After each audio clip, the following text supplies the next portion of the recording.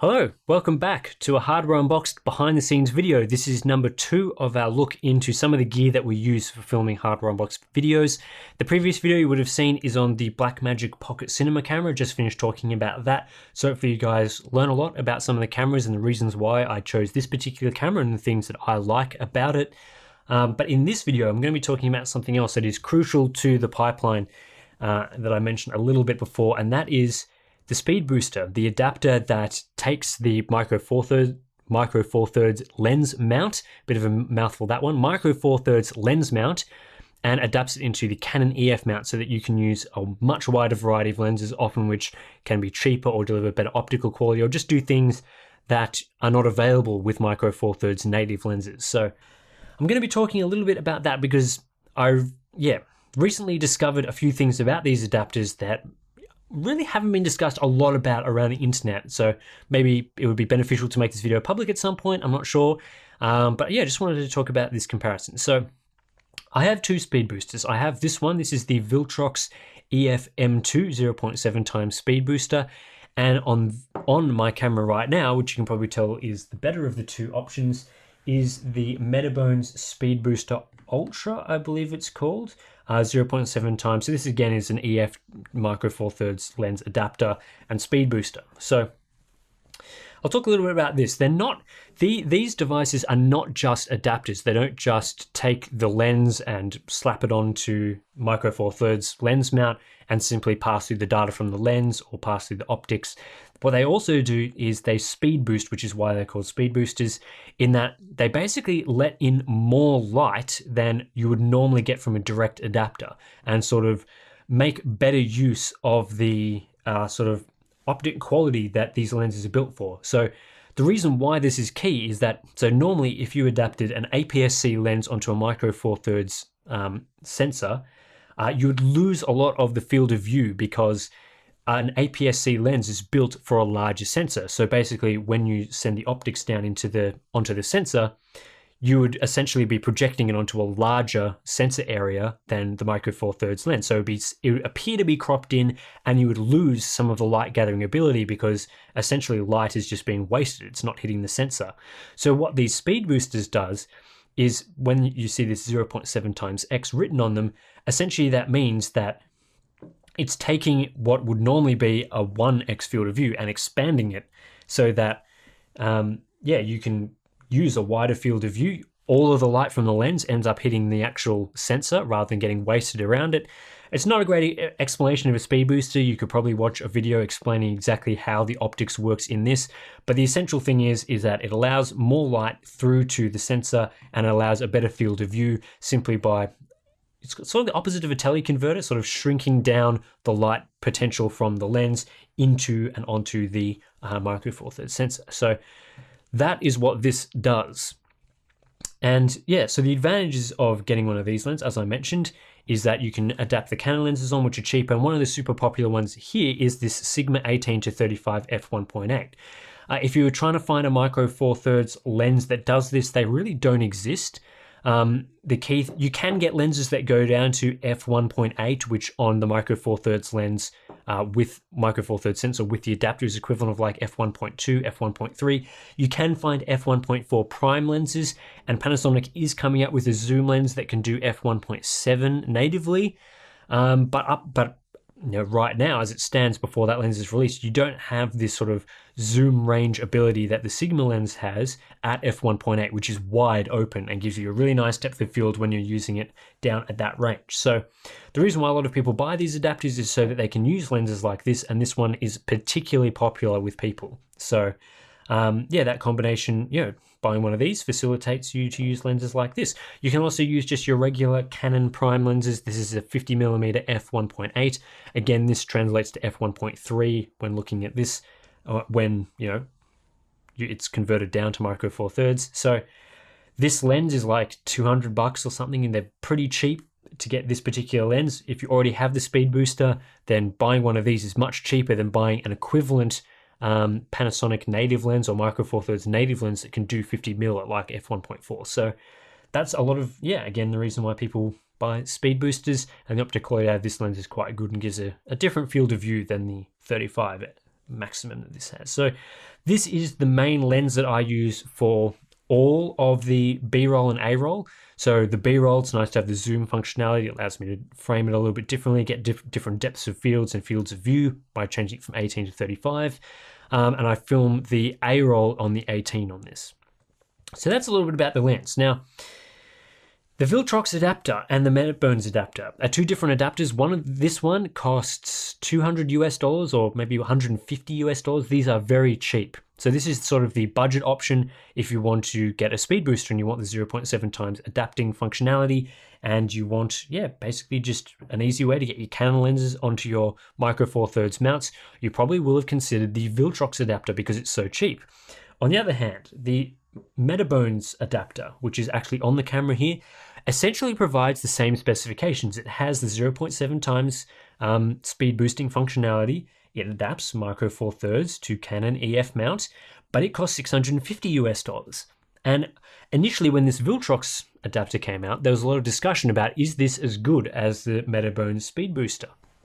And a lot of the videos and reviews that I watched pointed to the fact that this in fact is as good as the speed booster from Metabones, which now that I actually have both, I definitely disagree with. This is not nearly as good in terms of its optical quality as the Metabones adapter. So if you are choosing between two different speed booster adapters, the Viltrox gets close, but certainly it's a situation where you get what you pay for. This lens has, it only costs $200. This lens costs nearly, over 3 times as much. I think you do get 3 times better optical quality. So the things that this doesn't do very well is that essentially when looking at your, a field of view out of lens from this camera, you want it to be pin sharp side to side on the frame. So you want, for the area that is in your field of view and in your depth of field range, you want that to be sharp across the entire range so that the edges are still in focus and the center is still in focus in that range.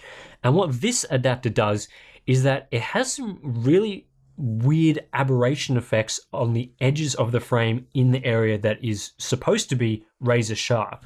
So when you're shooting, say, wide on a lens like this, at say 18 millimeters, and you look right along those edges, it's almost like it's trying to put those edges into a sort of background blur effect, but isn't quite nailing it and doesn't have a clean and consistent, razor sharp area of the frame. So that's the main disadvantage that this lens has. And it's only really noticeable when you get down to sort of the wide open apertures on a lens like this. So shooting at, say, f1.8, for example. You shoot at f1.8 on this, you will noticeably see this issue, whereas if you stop it down to, say, f2.8, you're probably unlikely to see the issues with the Viltrox adapter. So I think a lot of people that were initially testing these lenses might have only been using, say, maybe not even the f1.8 lenses like this, but say f2.8 lenses and stuff like that, where this is largely equivalent to the Metabones adapter. So for a lot of people that have certain types of lenses, I'm sure this is great. But the Metabones Speed Booster definitely has better optical quality and more compatibility with a wider range of lenses, because the image quality that you get out of this adapter with this lens is certainly much better. It also means that the depth of field effect that you get from the Metabones adapter compared to the Viltrox adapter is much closer to how this lens should perform natively. So essentially, the bokeh depth of field that you'd see, for example, in a scene like this, all of this area behind me should be sort of slightly out of focus and blurred nicely. You should get a nice, clean, consistent effect so that my area here, this sort of zone of focus that goes out to the sides of the frame, is kept in focus, and then everything in front and especially behind should be all nicely blurred in sort of a way that is consistent with how the optics of a lens should work. So both sides should be consistent in their sort of depth of field amounts, and that should increase. So as we get closer and closer to the point of my angled desk, that should be more blurred than this zone, for example. What the Metabones adapter does, what the Viltrox adapter does, is that its depth of field is not necessarily consistent and can look, at least from the sample images that I've seen and what I've been testing with my unit, on this side of the camera looks not nearly as good as the depth of field provided on this side. And I think that again goes to some of those aberrations and lack of sharpness from side to side. There's just the glass quality inside this adapter, and this is what they look like inside. The glass quality from this adapter is simply not as good as the Metabones adapter, which is why I guess Metabones charges, again, $650 compared to under $200 for this adapter. So yeah, it was interesting to see that a lot of people's initial reviews of this device sort of pointed towards this being as good as the Metabones adapter. Again, I guess it just depends on the shooting conditions that they were using, but I've certainly found that the Speedbooster is much better quality and sort of solved some of the weird things. I guess it comes down to, you've got a good quality body, you've got a good quality lens, and you shoot something and then you just, it doesn't look quite right. It doesn't look like how a lens of this quality should be performing. And originally I just thought that was the conditions of how I was shooting and all that sort of thing. But as it turns out, it was this little guy not necessarily delivering the best optical quality. So I think for people who are on a budget and who don't necessarily use $800 or $900 lenses like this, who have more like these lenses, or just shooting in different conditions, this adapter will be perfectly fine. It certainly delivers very good quality in situations where you've got an object really close to the lens and then you've got really big depth of field so you've got really nice background blur behind it. This adapter works really well for those situations. You won't notice the aberration effects or anything with this adapter in those scenarios, but certainly for the times that, in my professional use, the Metabones adapter delivers much better quality. And I probably will have shown you guys the one comparison shot that I have that sort of shows the differences at some point in this video, but that's basically why it's worth spending the extra money on these things. And it tends to be the way with sort of this type of gear, that the more you spend, the more quality, the better quality the items can be, and especially the better convenience you have. So while this lens adapter might be good for your cheaper lenses and might work well with some lenses, it clearly doesn't work well with all lenses like this Sigma lens, whereas as far as the lenses that I've tested with the Speedbooster, everything works perfectly. So yeah, when you're sort of making videos like this, you do end up paying a lot for some of the convenience level stuff that this sort of thing provides. So yeah, I'm always after a budget. We're always value focused at Hardware Unboxed, which is why I initially went for the Viltrox, because I thought, this is delivered very similar quality to the Speedbooster, but maybe not at the same ridiculous price of the Speedbooster from Metabones, but ended up that that's not the case. So I think that provides a little bit of information on this, because there's not a lot of videos on this topic that directly compare the two and have the two on high quality lenses like this, on high quality bodies, and really dig deep into what the two adapters provide. But certainly I'd be paying the extra money for the Speedbooster. Some people have had wobble issues with these, they're not being super tight, but I have fully clamped and mounted this using parts of the cage, so it's not really an issue for me.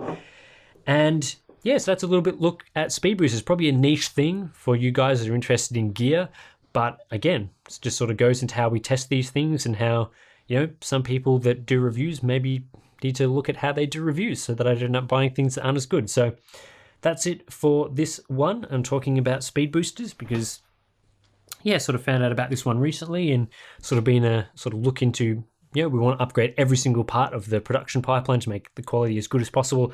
I think swapping from the Viltrox to the Metabones adapter has made the quality a lot better. So yeah. Thanks guys for watching another behind the scenes videos and supporting us on Patreon. We'll be back next week to talk more about some camera sliders and other equipment to make our B-roll better. So yeah, check back for that one. I'll catch you in the next one.